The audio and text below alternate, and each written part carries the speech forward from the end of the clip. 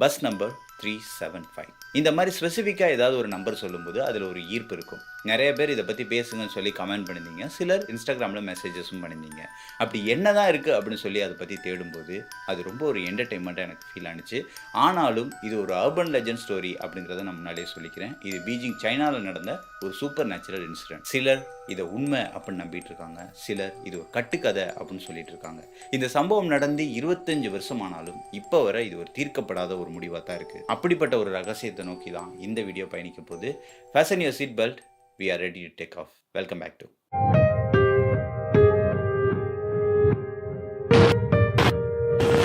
Horror அப்படிங்கிற விஷயத்தை பற்றி பேசும்போது சிலருக்கு அதை பற்றி புக் படிக்கிறதுல ரொம்ப இன்ட்ரெஸ்ட்டாக இருக்கும். நான் ரீசெண்டாக ஒரு புக் படித்தேன், பிற்பகல் விளையும் அப்படிங்கிறது. ரொம்ப ஒரு செம த்ரில்லிங்கான ஒரு எக்ஸ்பீரியன்ஸாக இருந்துச்சு. படித்தேன்னு சொல்கிறதோட கேட்டேன் அப்படிங்கிறது தான் சொல்லணும். எனக்கு புக் படிக்கலாம் நேரம் எல்லாம் இருப்பி, நான் எப்படி படிக்க முடியும் அப்படின்னு சொல்கிறவங்களுக்கு Kuku FM is a great choice அப்படின்னு தான் சொல்லணும். ஏன்னா இங்கே புக்ஸை நீங்கள் வந்து ஆடியோ ஃபார்மேட்டில் ஈஸியாக கேட்டுக்கலாம், அதுவும் தமிழில். இது மட்டும் இல்லை, நிறைய ஃபேமஸான புக்ஸ் தமிழில் ஆடியோ ஃபார்மேட்டில் ரிலீஸ் பண்ணியிருக்காங்க. தமிழ் மட்டும் இல்லை, பல இந்திய மொழிகள்லையும் இருக்குது.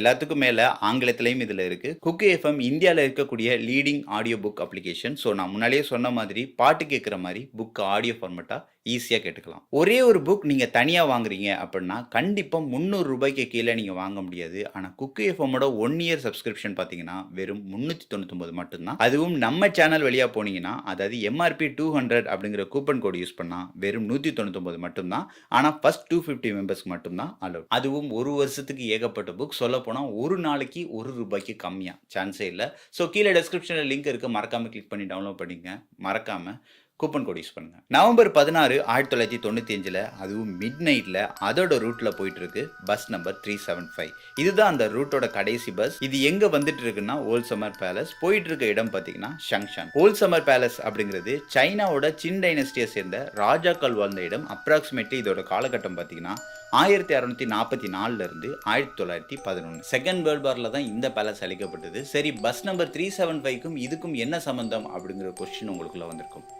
பார்க்கலாம். போயிட்டு இருக்கக்கூடிய இந்த பஸ் நம்பர் 375ல ஒரு ஃபீமேல் கண்டக்டரும் இருந்திருக்காங்க. அன்னைக்கு நைட் பயங்கரமான கோல்டாக இருந்திருக்கு, பயங்கரமான காற்றும் வீசியிருக்கு. ஆனாலும் அவங்க அந்த ரூட்ல சரியா போயிட்டு இருக்காங்க. ஓல்ட் சம்மர் பேலஸ்க்கு பக்கத்தில் இருக்கக்கூடிய பஸ் ஸ்டாப்ல வந்து அந்த பஸ் நிற்கிது. அந்த இடத்தோட நேம் பார்த்தீங்கன்னா சவுத் கேட். அந்த பஸ் ஸ்டாப்ல இருந்து 4 பேர் பஸ்ல ஏறி இருக்காங்க. ஒன்று வயசான அம்மா, ஒரு பையன், ஒரு கப்பல். இவங்க எல்லாரும் ஏறி இருக்காங்க. டிரைவர் சீட்டுக்கு பின்னால அந்த கப்பல் உட்கார்றாங்க. அதுக்கு ஆப்போசிட்டா அந்த பையன் உட்காந்துறான். அந்த பையனுக்கு பின்னாடி பக்கம் பார்த்தீங்கன்னா அந்த வயசான அம்மா உட்காந்துருக்காங்க. பஸ் கொஞ்சம் கொஞ்சமாக மூவ் ஆக ஆரம்பிக்குது. நான் ஏற்கனவே சொல்லியிருந்தேன், இது ஒரு மிட் நைட், இங்கே யாருமே கிடையாது, போகிற வழியில் எதுவுமே கிடையாது. கிட்டத்தட்ட பார்த்தீங்கன்னா ஒரு காடு மாதிரி தான் இருக்கும். அப்படி இருக்கிற நேரத்தில் வந்து பார்த்தீங்கன்னா ரொம்ப அமைதியாக இருந்திருக்கு. அதாவது பின் ட்ராப் சைலன்ஸ் சொல்லுவாங்கள்ல, அந்த மாதிரியான ஒரு சைலன்ஸ்.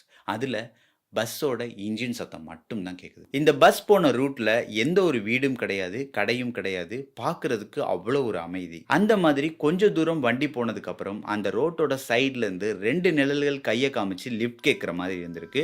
ஆனாலும் அந்த இடத்துல எந்த ஒரு ஸ்டாப்பும் இல்லை. அதனால எதுக்கு இங்கெல்லாம் நிறுத்திக்கிட்டு அப்படின்னு நினைக்கிறார். நான் முன்னாடியே சொன்ன மாதிரி இதுதான் கடைசி பஸ், மிட் நைட் வேற. காக்கா கூட இல்லாத இந்த ஒரு இடத்துல இப்படி ஒரு ஆளை விட்டுட்டு போயிட்டோம்னா என்ன பண்றது அப்படின்னு சொல்லி அவரோட மனசுக்குள்ள ஒரு நெருடலான ஒரு ஃபீலிங்காக இருந்திருக்கு. சரி, பஸ்ஸை நிறுத்துவோம் அப்படின்னு முடிவு பண்றார். அதன்படி பஸ்ஸையும் நிறுத்துறார். ஆனா உள்ள ஏறினது 3 பேர். அதுல ஒரு நபரை அந்த 2 பேர் கைதாங்களா பிடிச்சு கூட்டிட்டு வர்றாங்க. அதுல அந்த நடுவுல இருந்த நபரை பார்த்தீங்கன்னா கிட்டத்தட்ட அன்னியன் கெட்டப்ல தான் இருந்திருக்கார். அந்த 2 பேருமே பார்க்கறதுக்கு ஒரு ட்ரெடிஷ்னல் சைனீஸ் ட்ரெஸ் போட்டு வந்திருக்காங்க.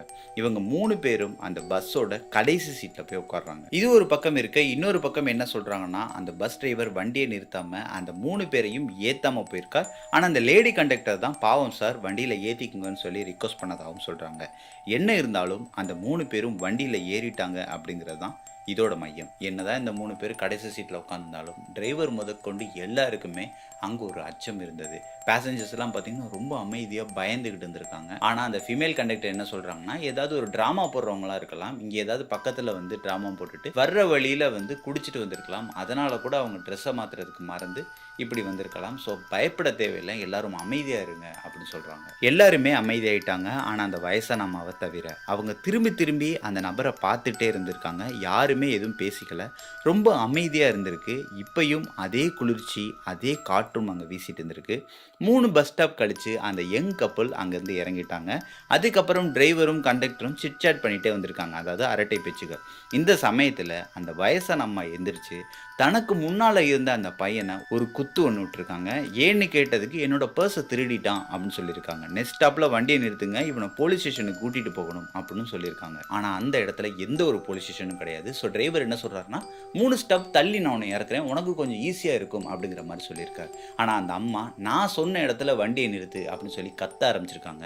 அந்த லேடி கண்டக்டர் என்ன சொல்கிறாங்கன்னா, அந்த அம்மா தான் சொல்கிறாங்களேப்பா, பேசாமல் இறக்கி விடு, நம்மளுக்கு எதுக்கு வம்பு அப்படிங்கிற மாதிரி சொல்லியிருக்காங்க. அதன்படி அந்த டிரைவரும் வண்டியை நிறுத்திட்டாங்க. இந்த வயசான அம்மா என்ன பண்ணுறாங்கன்னா, அந்த பையனோட கழுத்தை பிடிச்சி வெளியில் எடுத்து கொண்டு போய் ஒழுங்கு மரியாதை என் பஸ்ஸை கொடுத்துரு அப்படின்னு சொல்லி கேட்டு மிரட்டியிருக்காங்க, அடிச்சிருக்காங்க. கொஞ்சம் கொஞ்சமாக இந்த பஸ் மூவ் ஆக ஆரம்பிக்குது. போகக்கூடிய இந்த பஸ்ஸை அந்த அம்மா அப்படியே கொஞ்சம் திரும்பி பார்த்துருக்காங்க. அந்த பின்னாடி உட்காந்துருந்த நபர்கள் இந்த அம்மாவை முறைச்சு பார்த்ததும் மறுபடியும் இந்த பையனை போட்டு அடிக்க ஆரம்பிச்சுட்டு ஒழுங்கு மரியாதையாக பஸ்ஸை கொடுத்துரு அப்படின்னு கேட்டுட்டு இருந்திருக்காங்க.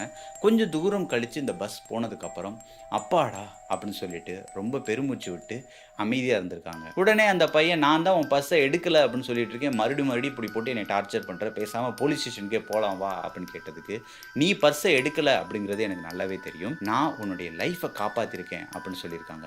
நீ என்னோட லைஃப்பை காப்பாற்றிருக்க அப்படின்னு ஆச்சரியமாக அவர் கேட்டிருக்காரு. அதுக்கு அந்த வயசான அம்மா சொன்னது என்னென்னா, பஸ்ஸில் நீ இந்த 3 பேரை பார்த்தியில்ல, அந்த 3 பேருமே பேய். காற்று பலமாக வீசின போது அவங்களோட துணி பறந்தப்ப அவங்களுக்கு கால்கள் இல்லாததை நான் பார்த்தேன் அப்படின்னு சொல்லியிருக்காங்க. அந்த பையன் இந்த அம்மா சொன்னதை கேட்டு வாயடைச்சு போயிட்டான். ஆனால் அவனால் நம்பவும் முடியல. ஆனால் காலையில் அந்த பஸ் டெர்மினலுக்கு பஸ் நம்பர் 375 மட்டும் ரிட்டர்ன் ஆகலை. அது மட்டும் இல்லை, அந்த டிரைவரும் காணும், அந்த ஃபீமேல் கண்டக்டரும் ஆள் இல்லை. என்டையர் சிட்டியையும் போலீஸ் வச்சு தேடுறாங்க. நியூஸில், எஃப்எம்மில், இப்படி எல்லா விஷயத்துலையும் விஷயத்த சொல்கிறாங்க. அதை பார்த்து அந்த வயசான அம்மா நடந்தது என்ன அப்படிங்கிறத போலீஸ் ஸ்டேஷனுக்கு ரிப்போர்ட் கொடுத்துருக்காங்க. ஆனால் அவங்க ஒரு லூஸாக இருப்பாங்கன்னு சொல்லி அதை இக்னோர் பண்ணுறாங்க. அதோட முடியலை, அவங்க சொன்னது நியூஸ் பேப்பர்லேயும் வருது, பயங்கரமான வைரல் ஆகுது. 2 நாள் கழித்து அந்த பஸ்ஸை கண்டுபிடிக்கிறாங்க. அந்த பஸ்ஸோட எண்ட் பாயிண்ட்லேருந்து 100 கிலோமீட்டர் தள்ளி தான் இந்த பஸ்ஸை அவங்க கண்டுபிடிச்சிருக்காங்க. அதில் 3 பாடி இருந்திருக்கு. ஒன்று பார்த்தீங்கன்னா பஸ் டிரைவர், இன்னொன்று அந்த ஃபீமேல் கண்டக்டர், இன்னொன்று யாருன்னே தெரியலை. இதில் இருக்கக்கூடிய சஸ்பீசியஸான விஷயம் என்னென்னா, இவ்வளோ தூரம் வந்திருக்கிறதுக்கான ஃபியூயல் கண்டிப்பாக இதில் இருந்திருக்க வாய்ப்பே இல்லை. ரெண்டாவது, அவங்களோட பாடி டீகம்போசிஷன் ஆன ஸ்டேஜ் பார்க்கும்போது ஒரு 30 நாளுக்கு மேலே இருக்கும் அப்படிங்கிற மாதிரி சொல்கிறாங்க. ஆனால் இந்த சம்பவம் நடந்து 2 நாள் தான் ஆகுது. சம்மர் சீசனில் கூட பாடி 2 நாளுக்குள்ளே இவ்வளோ டீகம்போசிஷன் ஆக வாய்ப்பே இல்லை. ஏதாவது இன்ஜெக்ட் ஆகிருக்குமா அப்படி சொல்லி பாடியை ஃபுல்லாக செக் பண்ணுறாங்க. அதுக்கும் எந்த ஒரு தடயமும் இல்லாமல் இருக்குது.